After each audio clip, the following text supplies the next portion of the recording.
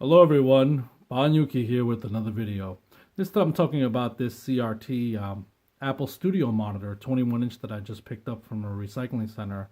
Usually they get things that people throw away or don't want anymore, and I always hit them up and say, hey, do you guys have a CRT? Let me know. And boy, did they let me know about this one. A guy comes up to me, he's like, hey, you're always looking for a CRT? I got one in the back just sitting on the front floor. It's been there like a week. You interested? And I said, yeah, sure. I'll take a look at it. Why not, right? So I go to get this screen, and as soon as I see it, they wheel it out in a cart, and I'm like, wow, this thing. Yeah, how much do you want for it? And he said, nah, $5. So this is the same screen that the maker of the RetroChink made a video about. I want to say about a year or so ago, calling it the poor man's BVM. And I see exactly why. It has excellent geometry. It is very sharp. It is very crisp. It is probably the best screen I have in my home.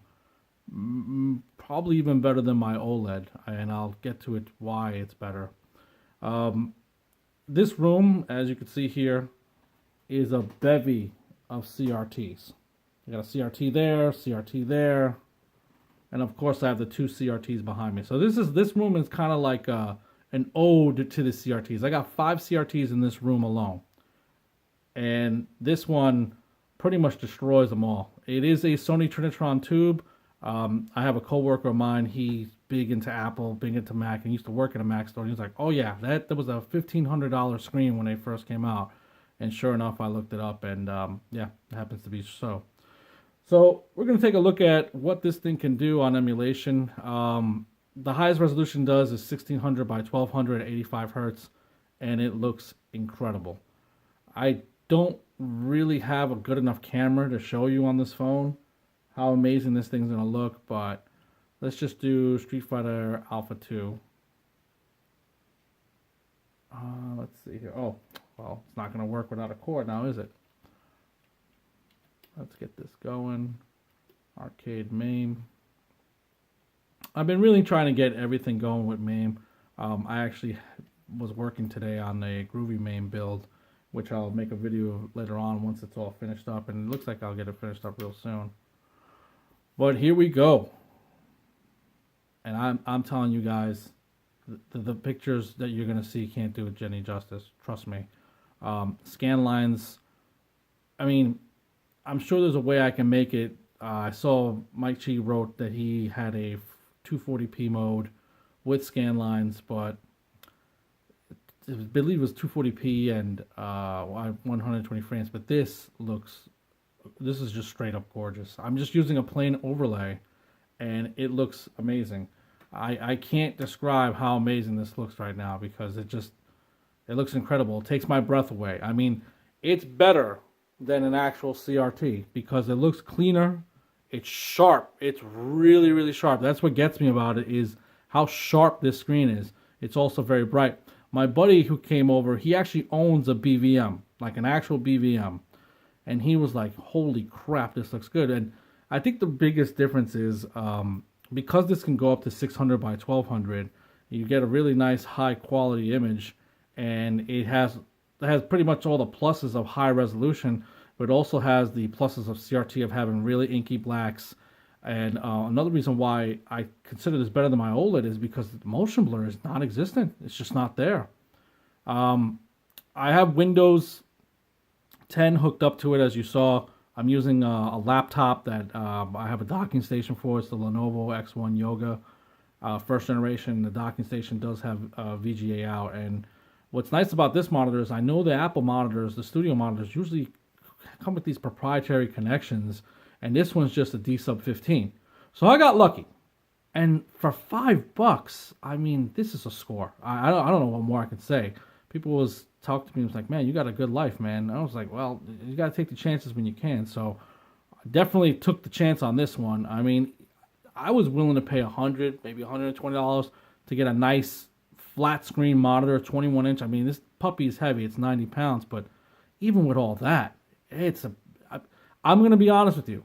I just did video on the 34XBR 960. This is a lot better. The reason why it's a lot better is the colors are the same. It's a Trinitron. Hell, I have another Trinitron right down there. Right, you know that one down there, not the JVC, but the 27-inch over there. That's a Trinitron, and that looks good. I mean, geometry is good on that. But this Trinitron here, this Apple Studio monitor, is just head and shoulders above, and I highly recommend this TV. I mean, if you could find it somewhere, I'd probably pay around $100 myself. I mean, there's talks about, you know, you can do custom resolution to get it higher, but right now I'm just running it in the Windows mode of 1600 by 1200, 85 hertz, and like I said, this thing's a steal. It's just easily the best gaming screen.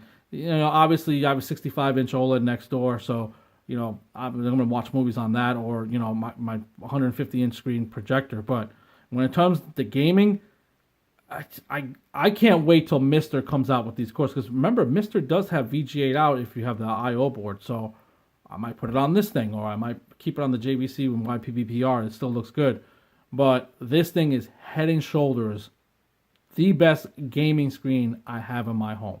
It's not even close. I could understand why people look for those BVMs and all that now, because the clarity, the motion, the lack of motion blur, the color, the brightness, the contrast, it's all there. And it's, you know, OLED is close, but it doesn't have the motion blur.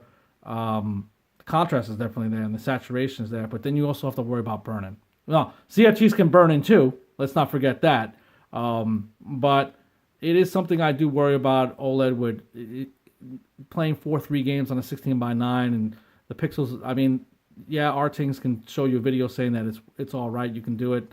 I don't want to take the chance on a $3,000 screen, but I will take the chance on a $5 screen, and that's what we have here. So, if anyone had any question or comments, or if you guys actually have this monitor and know how to mess with the settings, because see this little button right here, that one right there. I guess that's what they use to mess with the on-screen display, but these, like I said, it comes with a D-Sub 15 cable that plugs into any VGA port, but it also comes with a USB cable, and it does have a 4-port hub. Unfortunately, under Windows, or at least Windows 10, it doesn't seem to work. So I did some reading online. You have to mess around with OS 9 and whatnot, and that's how you get it going. And if anyone has any ideas on how to get that going on Windows 10, please let me know, because I'd like to. I mean, just out of the box, it's the best screen in my home. Gaming screen, best gaming screen in my home. People are gonna say, well, how does this compare to the CRTs? It blows them away. How does this compare to the OLED? It's better. How does this compare to that Samsung FreeStick TV that you had? Not even close. So this is the bee's knees, folks. I don't know if I'm gonna get any better than this. I don't know if they ever made anything better than this, but definitely worth picking up. And if you got one of these screens, please chime in, and I'll take any advice I can get. Anyway, folks, have yourself a good one, and take care.